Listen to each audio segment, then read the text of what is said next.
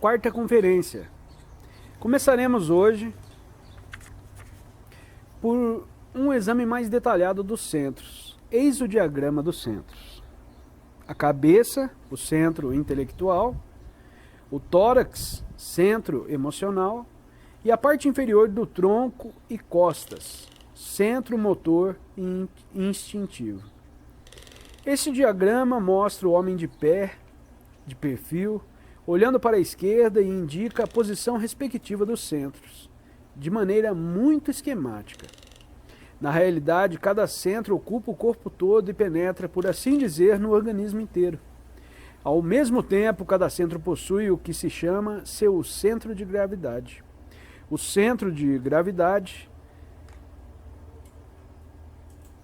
do centro intelectual está no cérebro. O centro de gravidade do centro emocional está no plexo solar. Os centros de gravidade do centro motor e do centro instintivo estão na medula espinhal.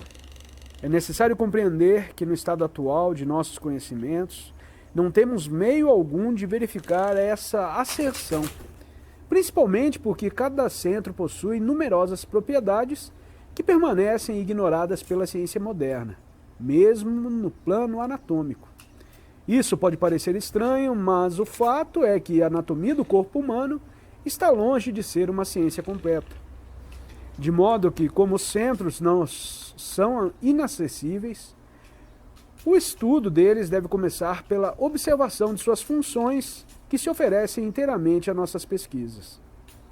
Trata-se aí de uma maneira de proceder de todo usual nas diferentes ciências, física, química, astronomia e fisiologia, quando não podemos alcançar os fatos, objetos ou matérias que queremos estudar. Devemos começar pelo estudo de seus resultados ou de seus vestígios. No caso presente, vamos nos ocupar das próprias funções dos centros, de modo que tudo que estabelecemos a propósito das funções poderá aplicar-se aos centros. Os centros têm muitos pontos comuns, mas ao mesmo tempo cada centro possui características particulares que nunca devemos perder de vista. Um dos princípios mais importantes a compreender é a grande diferença que existe entre as velocidades dos centros, isto é, entre as velocidades respectivas de suas funções. O mais lento é o centro intelectual. A seguir, embora mais rápidos, vem o centro instintivo e motor, que tem mais ou menos a mesma velocidade. O mais rápido de todos é o centro emocional, e, no entanto, no estado de sono desperto, só muito raramente trabalha com uma velocidade próxima de sua velocidade real. Em geral, trabalha com a velocidade dos centros instintivo e motor. A observação pode nos ajudar a constatar uma grande diferença na velocidade das funções, mas não nos pode dar números exatos. Na realidade, a diferença entre as funções de um mesmo organismo é muito grande, maior do que se pode imaginar. Como acabo de dizer, não podemos, com nossos meios ordinários, calcular a diferença de velocidade dos centros, mas se nos disserem qual é, poderemos encontrar muitos fatos que confirmarão, se não os números exatos, pelo menos a existência de uma enorme diferença. Antes de citar números, desejo lhes falar das observações ordinárias que se podem fazer sem nenhum conhecimento especial. Tente, por exemplo, comparar a velocidade dos processos mentais com a das funções motoras. Tente-se observar quando tiver de fazer simultaneamente numerosos movimentos rápidos, dirigir um carro numa rua muito congestionada, galopar por um mau caminho ou fazer qualquer outro trabalho que exija um pronto julgamento e reflexos instantâneos. Verão de imediato que não podem observar todos os seus movimentos.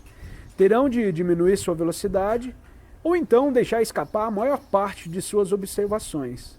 Senão, correrão o risco de um acidente e provavelmente isso acontecerá, se persistirem em observar-se a si mesmos. Poderíamos multiplicar tais constatações em particular sobre o centro emocional, que é ainda mais rápido.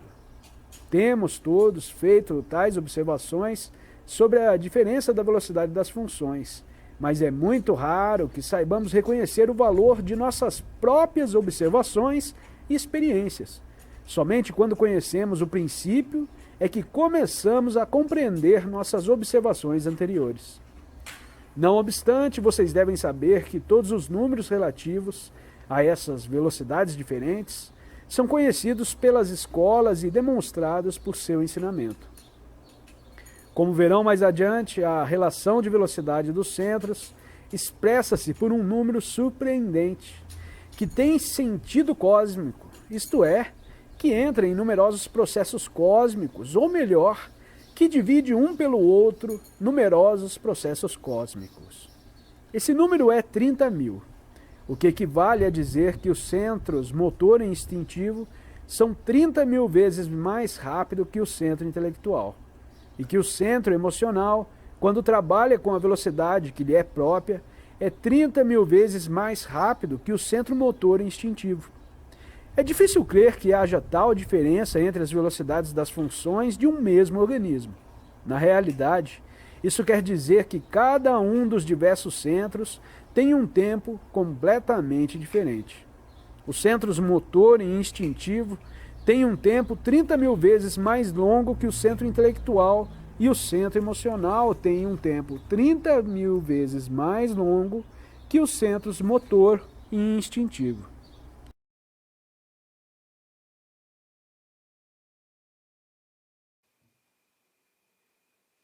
Obrigada por ter assistido a este vídeo e não se esqueça de se inscrever no canal e recomendá-lo, além de deixar seu comentário sobre o assunto para que possamos realizar um ótimo diálogo que nos ajude a compreender melhor o assunto. Tenha um ótimo dia e até o próximo vídeo.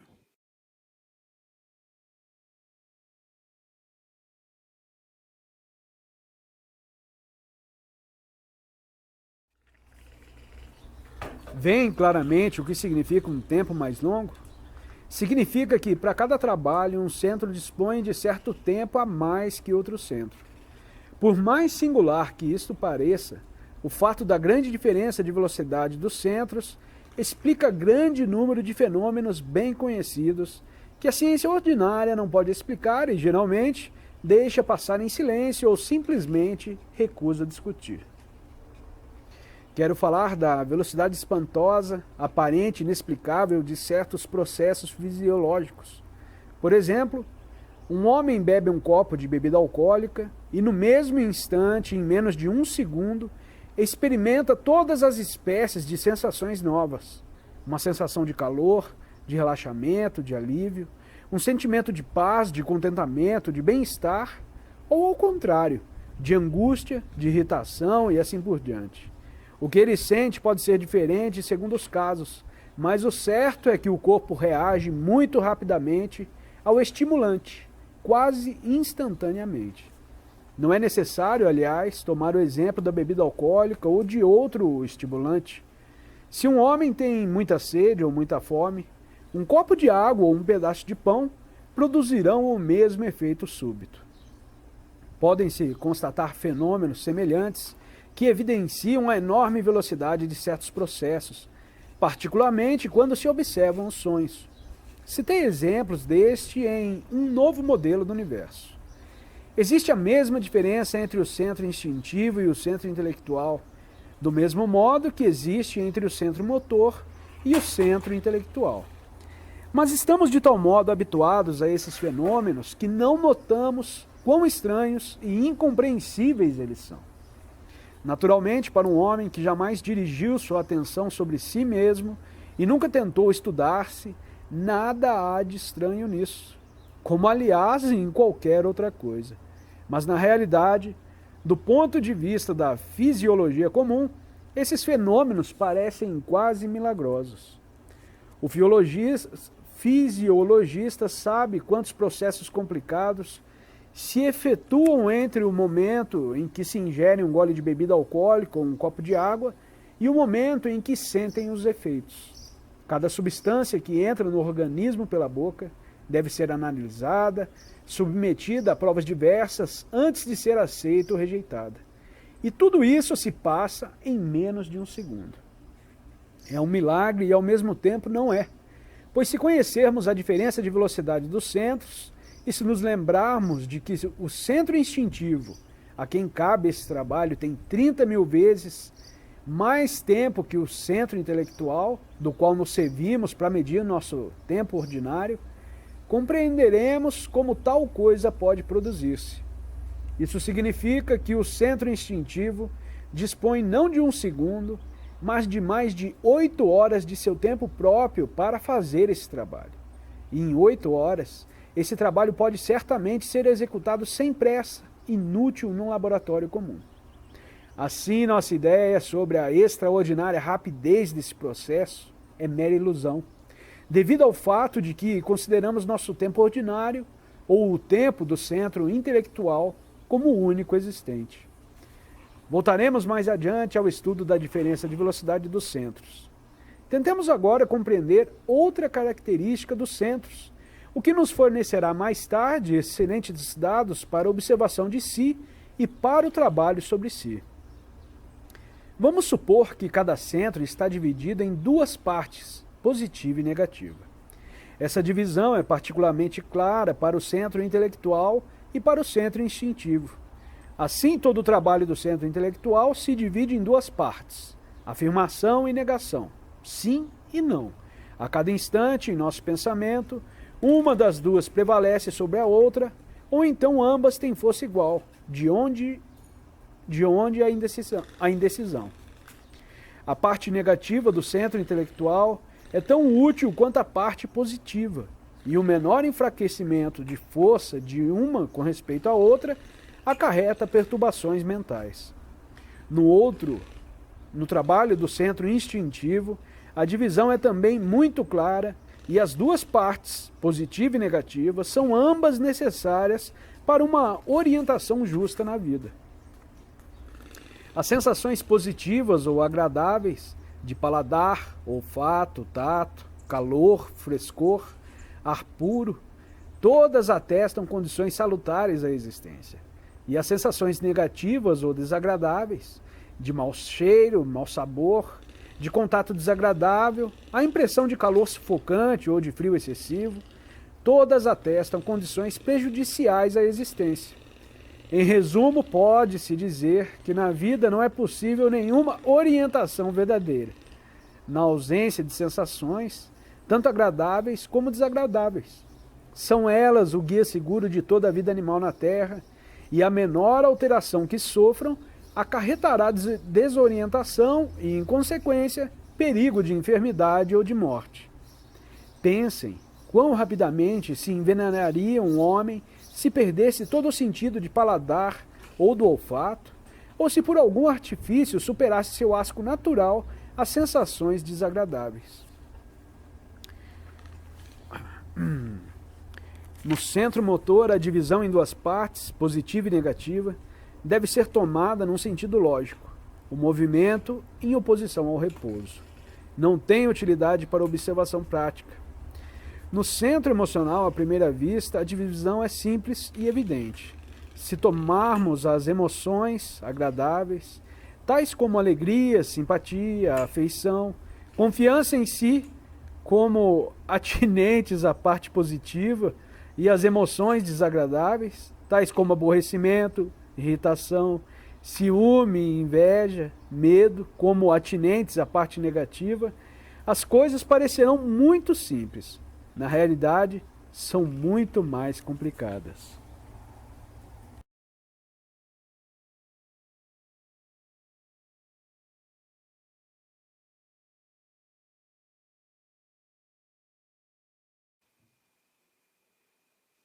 Obrigada por ter assistido a este vídeo e não se esqueça de se inscrever no canal e recomendá-lo, além de deixar seu comentário sobre o assunto para que possamos realizar um ótimo diálogo que nos ajude a compreender melhor o assunto. Tenha um ótimo dia e até o próximo vídeo.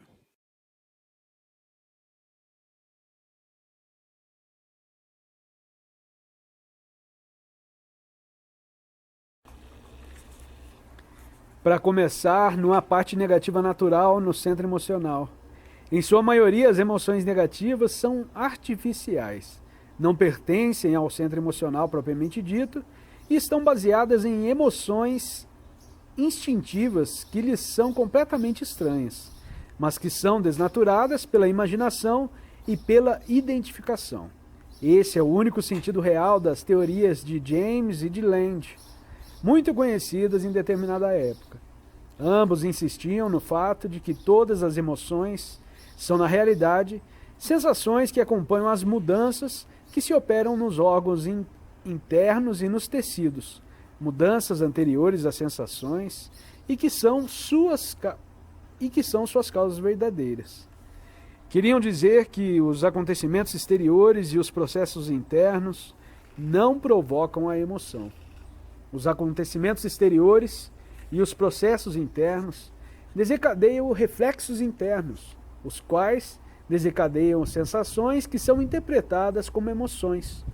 Por outro lado, as emoções positivas, tais como amor, esperança, fé, como são habitualmente compreendidas, isto é, como emoções permanentes, não são acessíveis ao homem em seu estado ordinário de consciência. Exigem estágios de consciência mais elevados, exigem a unidade interior, a consciência de si, um eu permanente e à vontade. As emoções positivas são emoções que não podem tornar-se negativas. Ora, todas as nossas emoções agradáveis, tais como alegria, simpatia, afeição, confiança em si, podem a cada instante degenerar em aborrecimento, irritação, inveja, temor e etc. O amor pode tornar-se ciúme, ou medo de perder o que se ama, ou cólera e ódio. A esperança pode converter-se em desvaneio e quimeras, e a fé em superstição e aceitação apática de tolices reconfortantes. Até uma pura emoção intelectual, como o desejo de conhecer, ou uma emoção estética, como por exemplo um sentimento de beleza ou harmonia, desde que caia na identificação, associa-se de imediato com emoções de ordem negativa, tais como o orgulho, a vaidade, o egoísmo, o amor próprio e assim por diante. Pode-se, portanto, dizer, sem risco de erro, que não podemos ter emoções positivas. Por outro lado, é igualmente verdadeiro que não temos emoções negativas que possam existir sem imaginação e nem identificação. Não se pode negar, naturalmente, que ao lado dos múltiplos sofrimentos físicos pertencentes ao centro instintivo, o homem tem muitos sofrimentos morais que pertencem ao centro emocional. Há muitas tristezas, agravos, temores, apreensões e etc., que não se podem evitar, estão ligados tão intimamente à vida do homem quanto a doença, a dor e a morte. Entretanto, esses sofrimentos morais nada têm a ver com as emoções negativas baseadas na imaginação e na identificação. As emoções negativas são um fenômeno terrível, ocupam um lugar enorme em nossa vida. Pode-se dizer de muitas pessoas que a sua vida inteira é regulada, controlada e finalmente arruinada por emoções negativas, ao mesmo tempo que as emoções negativas não desempenham nenhum papel útil em nossas vidas, não servem para nos orientar, não nos trazem conhecimento algum e não nos guiam de nenhuma maneira sensata. Ao contrário, estragam todos os nossos prazeres e fazem de nossa vida um fardo e opõem obstáculos muito reais ao nosso desenvolvimento possível, porque nada é mais mecânico em nossa vida do que emoções negativas. O homem, em seu estado ordinário, nunca pode dominar suas emoções negativas. Aqueles que creem poder dominar suas emoções negativas e manifestá-las quando melhor lhes perecer, simplesmente se iludem. As emoções negativas dependem da identificação. Cada vez que a identificação é destruída, desaparecem. O que há de mais estranho e fantástico no caso das emoções negativas é que as pessoas as adoram. Parece-me que, para um homem mecânico comum, a coisa mais difícil de admitir é que nem suas próprias emoções negativas, nem as dos outros, têm o menor valor e que não contém nada de nobre, nada de belo e nada de forte. Na realidade, as emoções negativas só contêm fraqueza e frequentemente mesmo são o início da histeria, da loucura ou do crime. Seu único lado bom é que, sendo perfeitamente inúteis e totalmente criadas pela imaginação e pela identificação, podem ser destruídas sem prejuízo algum. E aí está a única oportunidade que o homem tem de escapar delas.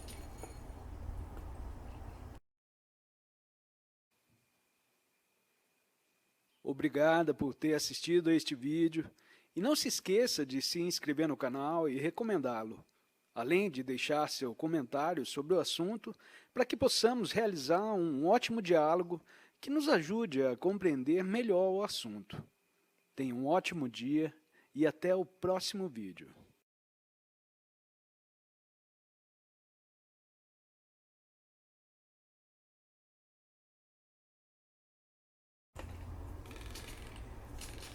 Se as emoções negativas fossem úteis ou necessárias para um menor objetivo e se constituíssem uma função de uma parte do centro emocional, cuja existência fosse real, o homem não teria chance alguma de desenvolvimento, porque nenhum desenvolvimento é possível enquanto o homem fica com suas emoções negativas. Na linguagem das escolas, existe um preceito relativo à luta contra as emoções negativas. O homem deve sacrificar seu sofrimento. Dirão, haverá algo mais fácil a sacrificar? Mas, na realidade, as pessoas sacrificariam tudo, exceto suas emoções negativas. Não há prazer nem gozo que o homem não esteja pronto a sacrificar por razões fúteis, mas jamais sacrificará seu sofrimento. E, em certo sentido, isso se explica. Obnubilado por velha superstição, o homem espera sempre algo do sacrifício de seus prazeres, mas nada espera do sacrifício de seu sofrimento.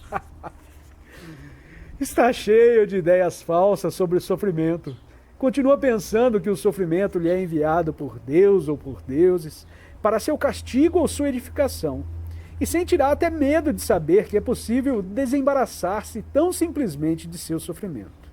O que torna essa ideia ainda mais difícil de compreender é a existência de numerosos sofrimentos, dos quais o homem não pode realmente libertar-se, sem contar os sofrimentos baseados na imaginação e aos quais não pode nem quer renunciar, tais como a ideia de injustiça e a crença na possibilidade de suprimi-la.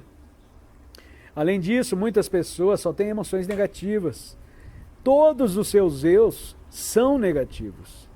Se tirassem delas suas emoções negativas, simplesmente desabariam e se desfariam em fumaça. Que seria de toda a nossa vida sem as emoções negativas? Que sucederia com o que chamamos arte, com o teatro, o drama, a maioria dos romances? Infelizmente, não há chance alguma de que as emoções negativas desapareçam por si mesmas. As emoções negativas só podem ser dominadas e só podem desaparecer com a ajuda das escolas, de sua ciência e de seus métodos. A luta contra as emoções negativas faz parte da disciplina das escolas. Está estreitamente ligada a todo o trabalho das escolas. Qual é, pois, a origem das emoções negativas, dado que são artificiais, anormais e inúteis? Como não conhecemos a origem do homem, não estamos em condições de discutir essa questão. Só podemos falar das emoções negativas e de sua origem com relação a nós mesmos e a nossas vidas. Por exemplo, observando as crianças, podemos ver como as emoções negativas lhes são ensinadas e como as aprendem sozinhas, imitando os adultos e as crianças mais velhas. Se desde os primeiros dias de vida, uma criança pudesse ser rodeada de pessoas que não tivessem emoções negativas, provavelmente não teria nenhuma ou teria tão poucas que poderiam ser facilmente dominadas por meio de uma educação correta. Mas na vida atual é bem diferente e graças a todos os exemplos que pode ver e ouvir, graças às leituras, ao cinema, etc., uma criança de 10 anos já conhece toda a gama de emoções negativas e pode imaginá-las reproduzi-las e identificar-se com elas tão bem quanto um adulto. Nos adultos, as emoções negativas são mantidas pela literatura e pela arte, que sem cessar as justificam e as glorificam, bem como pela justificação pessoal e pela indulgência que têm por si mesmos. Até quando estamos fartos dessas emoções negativas, não cremos que nos seja possível livrar-nos completamente delas.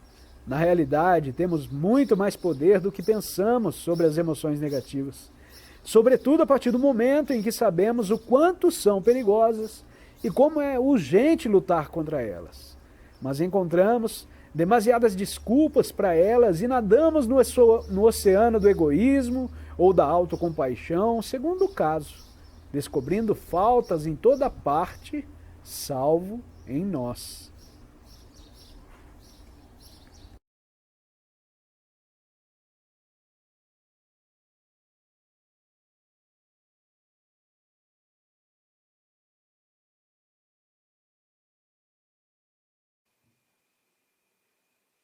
Obrigada por ter assistido a este vídeo e não se esqueça de se inscrever no canal e recomendá-lo, além de deixar seu comentário sobre o assunto para que possamos realizar um ótimo diálogo que nos ajude a compreender melhor o assunto. Tenha um ótimo dia e até o próximo vídeo.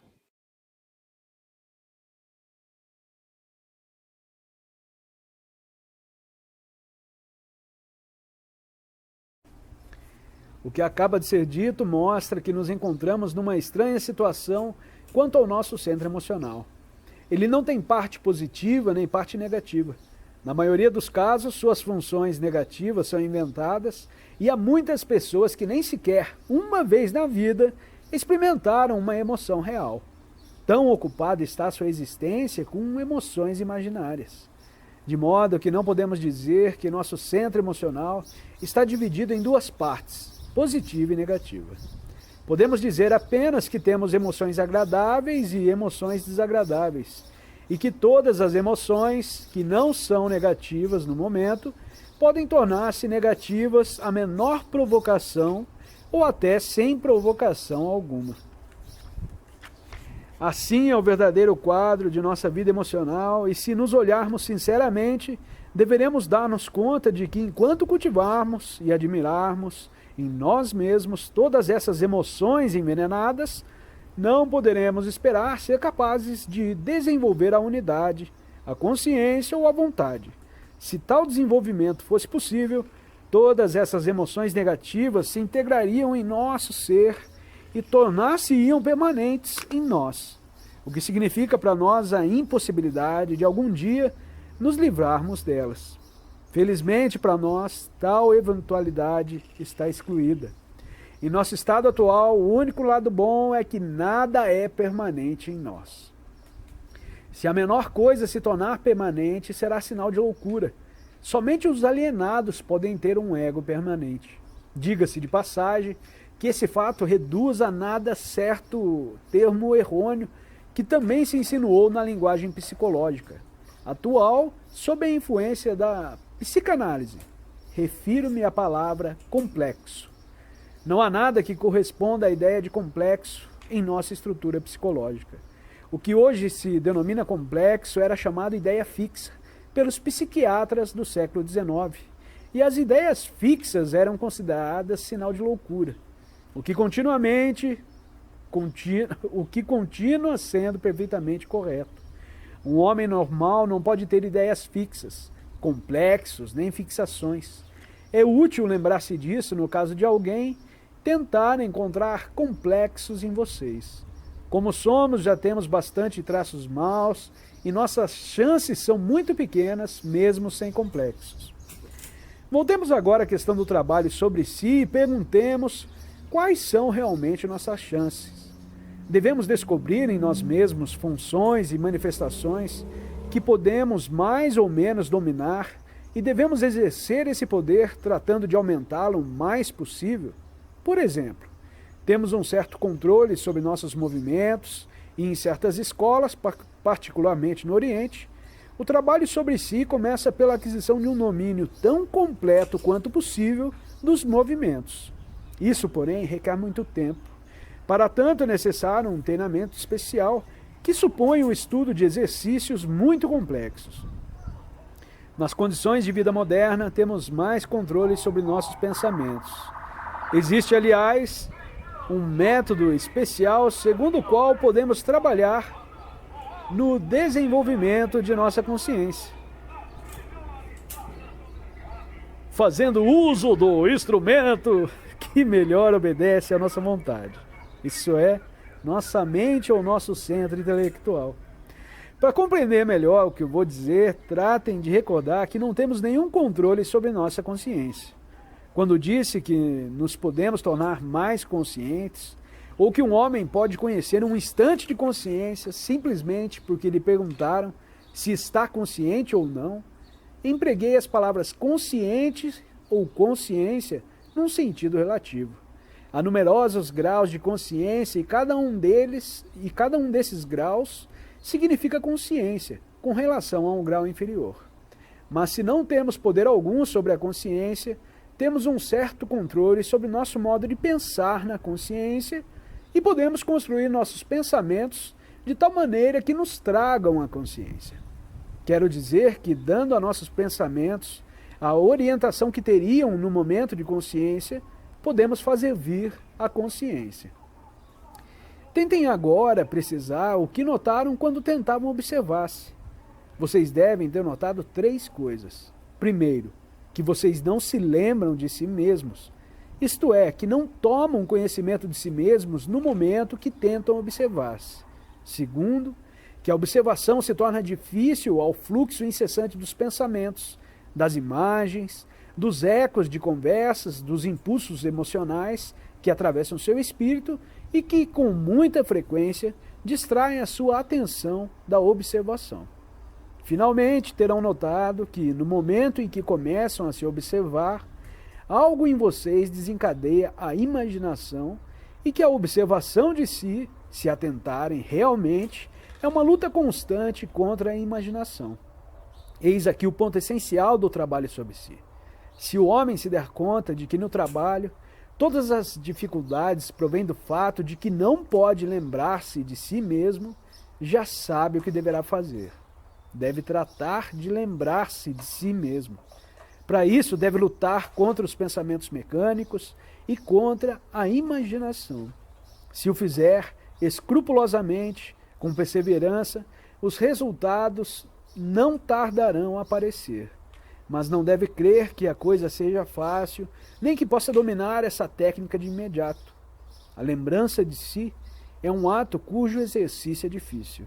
A lembrança de si não deve basear-se na espera dos resultados, pois poder-se-ia então identificar-se com seus próprios esforços.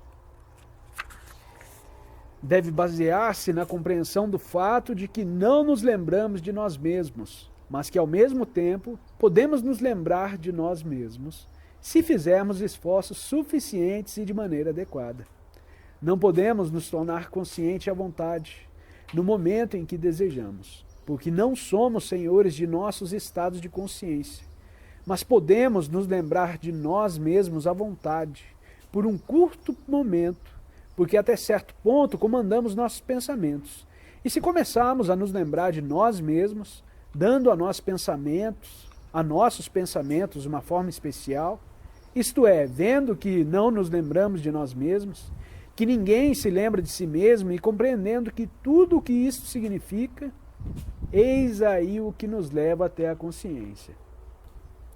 Deverão recordar que encontramos o ponto fraco nos muros de nossa mecanicidade. Esse ponto fraco é o fato de saber que não nos lembramos de nós mesmos e de compreender que podemos tratar de nos lembrar de nós mesmos. Até o presente, nosso único propósito foi o estudo de si. Agora, com a compreensão da necessidade de uma mudança real em nós mesmos, o trabalho começa. Mais adiante aprenderão que a prática da lembrança de si, ligada à observação de si e à luta contra a imaginação, tem não só uma significação psicológica, mas modifica a parte mais sutil do nosso metabolismo e produz em nosso corpo efeitos químicos definidos. Talvez fosse melhor dizer efeitos alquímicos. De maneira que, partindo da psicologia, chegamos hoje à alquimia, isto é, a ideia de transformação de elementos grosseiros em elementos sutis.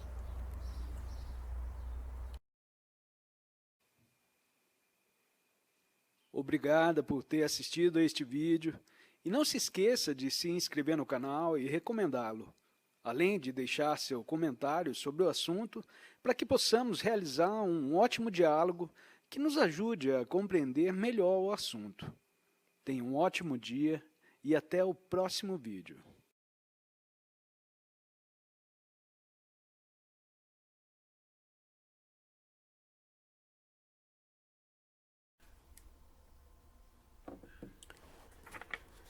Para aprofundar nosso desenvolvimento do estudo possível do homem, resta-nos estabelecer um ponto muito importante. 2 aspectos devem ser desenvolvidos no homem. Dito de outro modo, seu desenvolvimento deve efetuar-se simultaneamente em 2 linhas. Esses 2 aspectos, ou essas 2 linhas de desenvolvimento do homem, são o saber e o ser. Já falei sobre a necessidade do desenvolvimento do saber e, sobretudo, do saber relativo ao conhecimento de si, dado que um dos traços mais característicos do estado atual do homem é que ele não se conhece. Em geral, compreende-se a ideia de diferentes níveis de saber e a ideia da relatividade do saber. Compreende-se a necessidade de um saber completamente novo. O que não se compreende, na maioria dos casos, é a ideia de que o ser é totalmente distinto do saber. Como também não se compreende a ideia da relatividade do ser, da possibilidade de diferentes níveis de ser, nem a necessidade do desenvolvimento do ser, totalmente independente do desenvolvimento do saber. Um russo filósofo, Vladimir Soloviev, emprega o termo ser em seus escritos. Fala do ser de uma pedra, do ser de uma planta, do ser de um animal, do ser de um homem e do ser divino. É melhor do que o conceito ordinário, porque na compreensão comum o ser de um homem é considerado como não diferindo, de modo algum, do ser de uma pedra, de uma planta ou de um animal. Do ponto de vista comum, uma pedra, uma planta ou um animal são ou existem exatamente como um homem é ou existe. Na realidade, existem de maneira totalmente diferente. Mas a divisão que Soloviev faz não é suficiente. Não há nada que corresponda ao ser de um homem, porque há demasiadas diferenças entre os homens. Já disse, do ponto de vista desse ensinamento, o conceito de homem está dividido em 7 conceitos. Homem número 1, homem número 2, homem número 3, homem número 4, homem número 5, homem número 6 e homem número 7. O que se equivale a 7 graus ou categorias de ser. O número 1, o ser número 2, o número 3 e assim por diante. Conhecemos, ademais, divisões mais sutis. Sabemos que os homens número 1 podem ser muito diferentes uns dos outros e o mesmo pode dizer-se dos homens número 2 e número 3. Podem viver inteiramente sob as influências.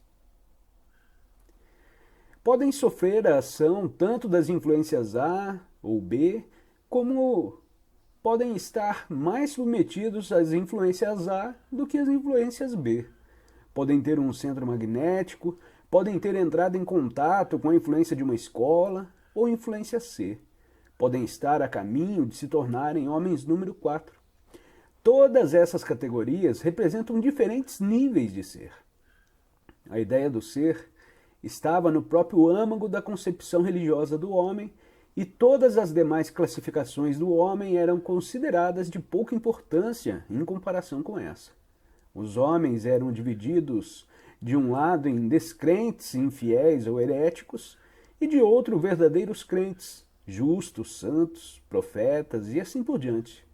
Todas essas definições visavam não a diferenças de ponto de vistas e de convicções, isso é, não ao saber, mas ao ser. No pensamento moderno ignora-se tudo sobre a ideia de ser e dos diferentes níveis de ser. Ao contrário, imagina-se que quanto mais divergências e contradições houver no ser de um homem, mais brilhante e interessante ele poderá ser. Admite-se, em geral, embora tácita, e às vezes até abertamente, que um homem pode viver na mentira, pode ser egoísta, covarde, extravagante e perverso, sem que isso o impeça de ser um grande sábio, um grande filósofo ou um grande artista. Evidentemente, isso é impossível. Com efeito, embora essa incompatibilidade dos diferentes traços de um único e mesmo ser seja geralmente considerada originalidade, é apenas uma fraqueza. Não é possível ser um grande pensador ou um artista com um espírito perverso ou incoerente. Como também não se pode ser um boxeador profissional ou um atleta de circo sendo tuberculoso. A difusão dessa ideia de que a incoerência e a amoralidade seriam sinais de originalidade é responsável por numerosas charlatanices científicas, artísticas ou religiosas de nosso tempo e possivelmente de todos os tempos.